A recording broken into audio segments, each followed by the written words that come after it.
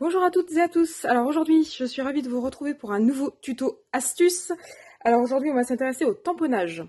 Alors en fait, l'idée, c'est que les tampons, c'est bien, que ce soit des tampons clear ou des tampons bois, mais parfois, on aimerait pouvoir les superposer. Alors il y a une technique qui s'appelle la technique du cache, qui vous permet de superposer vos tamponnages.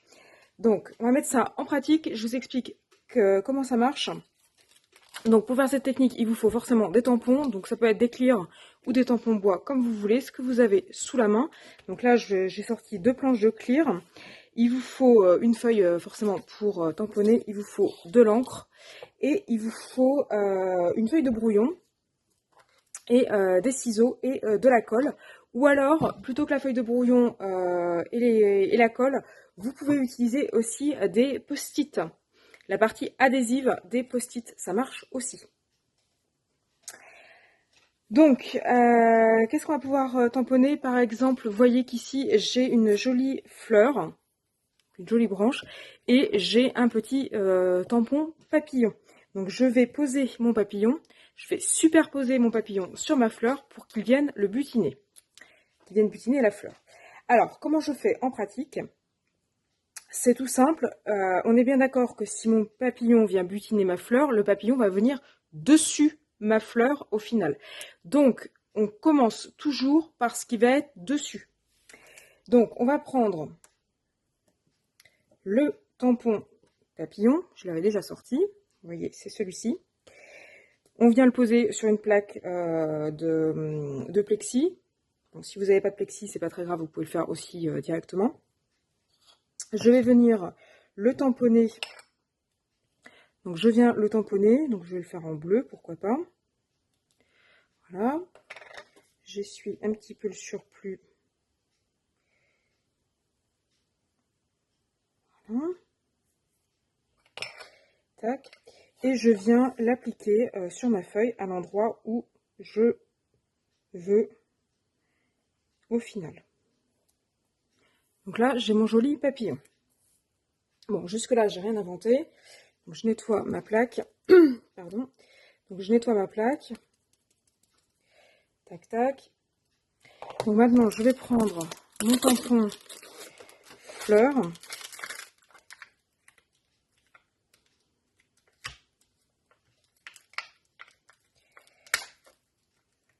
Alors, ils sont bien collés. Voilà. Donc j'aimerais que ma fleur soit, mettons, comme ceci. Donc je vais, alors au préalable, vous le faites dans la foulée, au préalable, vous voyez, j'avais déjà tamponné mon papillon et j'ai surtout découpé, si la mise au point veut bien se faire. Allez, petite mise au point. Les aléas de vie directe. Bon, bref, si la mise au point veut bien se faire, voilà. Donc là, j'avais tamponné et j'ai découpé. Alors, c'est un peu fastidieux à découper, je vous l'accorde. Donc, j'ai tamponné, j'ai découpé dans du papier brouillon. Je vais venir superposer mon tampon sur ce que j'avais déjà tamponné. Alors, vous pouvez le fixer avec du masking tape ou de la colle repositionnable. Ou aussi, ce qui marche très bien, c'est les post-it et la partie collante des post-it. Donc là, je vais prendre mon... Ah ben, il est trop grand. Donc je prends mon tampon. Je vais venir lui appliquer dessus de l'encre. Je n'allais pas prendre beaucoup plus grand, parce que là, il est pile poil de la taille de ma plaque acrylique.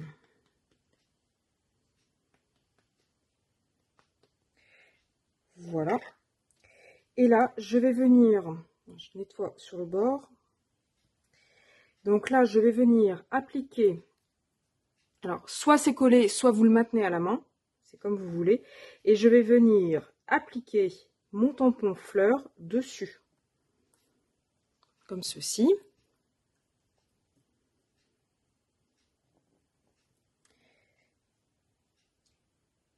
Alors, j'avais pas mis beaucoup d'encre. Et voilà. Alors, je ne sais pas si vous voyez bien à l'écran. J'ai mal choisi ma couleur parce que vous voyez, ça fait pas un très très beau rendu à l'écran. J'avais pas mis beaucoup d'encre. Mais vous voyez qu'à l'endroit où il y a le papillon, il n'y a pas d'encre violette.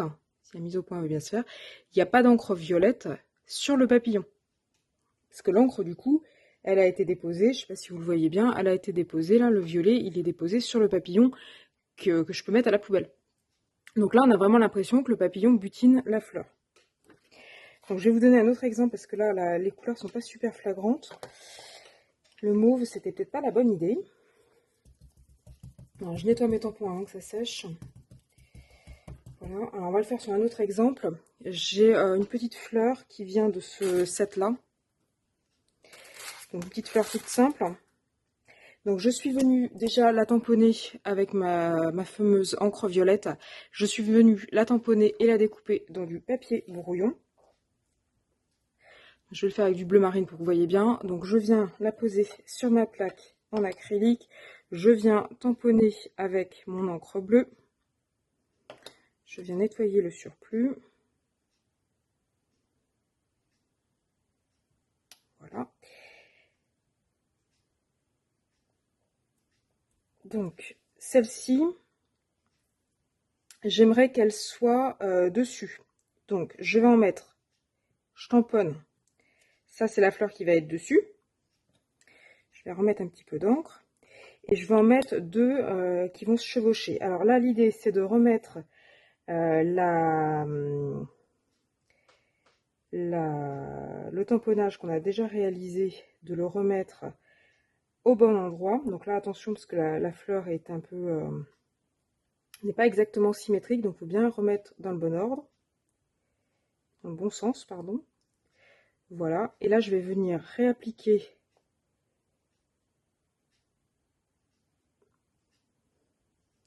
mon deuxième tampon. Et je vais le faire pareil de l'autre côté. Voilà, le deuxième sera un peu plus clair. Et vous voyez que quand j'enlève, mes trois fleurs sont bien superposées. Donc là, j'ai l'impression d'avoir un bouquet avec trois fleurs superposées, alors qu'en fait, vous voyez que je suis partie d'un seul tampon.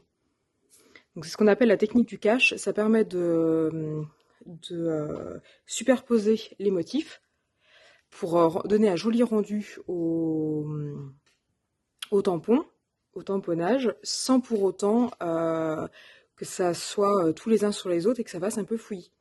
Donc voilà pour ma petite astuce. Donc c'est une astuce qui est assez connue, peut-être que vous la connaissiez déjà. Après, pour tous ceux et celles qui ne connaissaient pas, au moins ma vidéo aura le mérite d'exister. Donc n'hésitez pas à me dire ce que vous pensez de ma technique, si vous la connaissiez, si vous la connaissiez pas, si vous l'utiliserez, si vous l'utiliserez pas. Donc dites-moi ce que vous en avez pensé. Et puis de manière plus générale, si mes vidéos vous plaisent, n'hésitez pas à liker et à vous abonner à ma chaîne pour être tenu au courant des futures nouveautés. Et puis moi je vous dis à bientôt sur ma chaîne.